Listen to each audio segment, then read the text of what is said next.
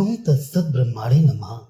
श्री छांदोग्य उपनिषद श्री शंकराचार्य भाष्य अष्टम अध्याय तृतीय खंड। असत्य से आवृत सत्य की उपासना और नामाक्षर उपासना। उपर्युक्त आत्म ध्यान रूप साधन के अनुष्ठान के प्रति साधकों में उत्साह पैदा करने के लिए दया करने वाली श्रुति कहती है, ये बड़े ही कष्ट की बात है कि अपने आत्मा में ही स्थित और प्राप्त होने योग्य भी वे ये सत्य काम अनृत आच्छादन युक्त हैं। सत्य होने पे भी अनृत अर्थात मिथ्या उनका अपिधान आच्छादन करने वाला है, क्योंकि इस प्राणी का जो संबंधी यहाँ से मरकर जाता है वह फिर उससे देखने के लिए नहीं मिलता। वे सत्य काम अनर्थापिधान अर्थात मिथ्या रूप आच्छादन वाले ही अपने ही आश्रित रहने वाली उन आत्म स्थित कामनाओं का अनृत अपिधान है। स्त्री, अन्न, भोजन और वस्त्रादि वह विषयों में जो तृष्णा है उसके कारण होने वाला स्वेच्छाचार मिथ्या जनित होने के कारण अनृत कहा जाता है। उनके कारण सत्य कामनाओं की प्राप्ति नहीं होती, इसलिए वह अपिधान के समान अपिधान है, वास्तविक अपिधान नहीं है।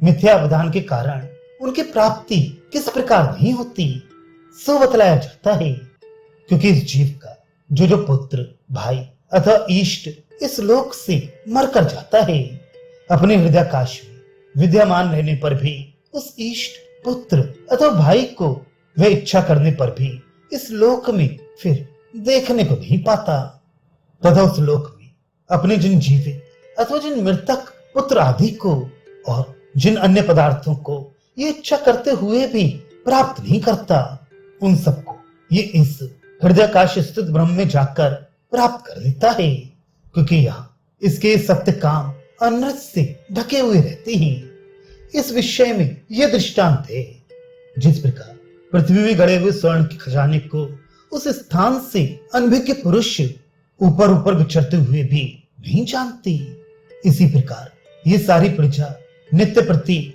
ब्रह्मलोक को जाती हुई उसे नहीं पाती, क्योंकि यह अनृत के द्वारा हर दी गई है।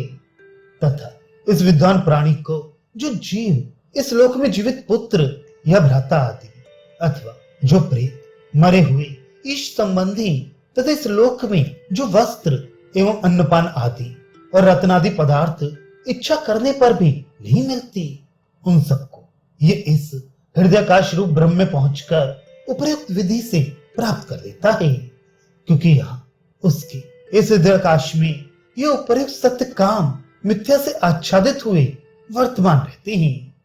अपने आत्मभूत ब्रह्म में विद्यमान रहने पर भी कामनाएं यहाँ उपलब्ध नहीं होती।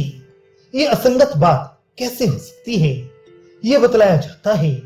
इस विषय में यह दृष्टांत है, जिस प्रकार हिरण्य निधि हिरण स्वर्ण ही धरोहर रखने वाले पुरुषों द्वारा पुनः ग्रहण करने के लिए धरोहर रूप से नियत किया रख दिया जाता है, इसलिए निधि है।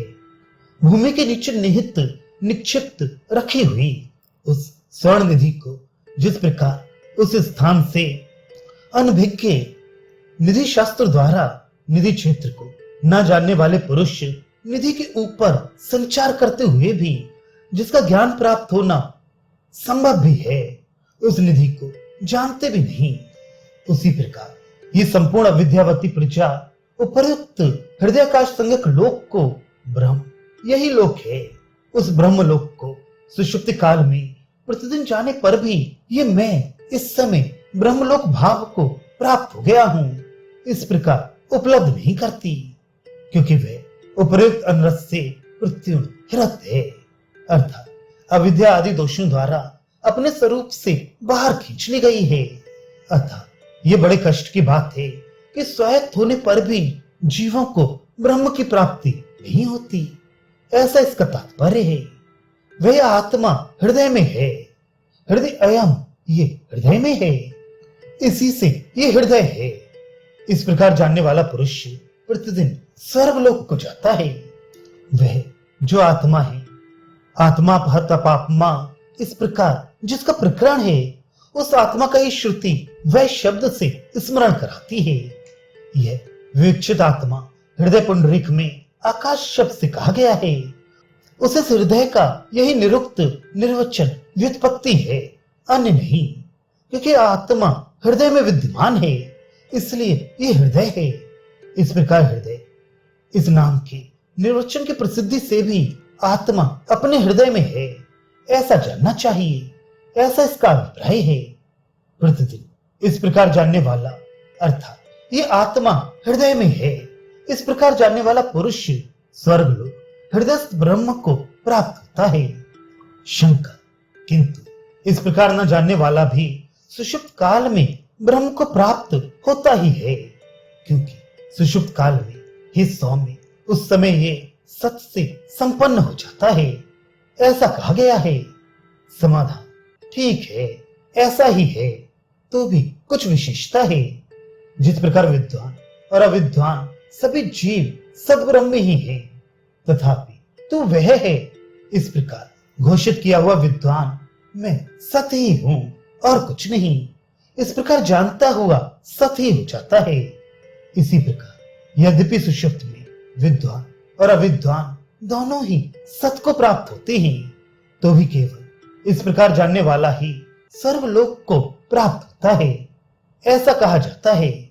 क्योंकि देहपात होने पर भी विद्या का फल अवश्यंभावी है, यही इसकी विशेषता है। यह जो संप्रसाद है, वह इस शरीर से उत्थान कर परम ज्योति को प्राप्त हो अपने स्वरूप से युक्त हो जाता है। ये आत्मा है, ये अमृत एवं अभय है और यही ब्रह्म है, ऐसा आचार्य ने कहा। इस ब्रह्म का सत्य ये नाम है।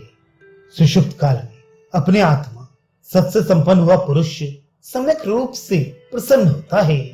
अतः वह जागृत तथा स्वप्न के विषय और इंद्रियों के संयोग से प्राप्त हुई कालिमा को त्याग देता है।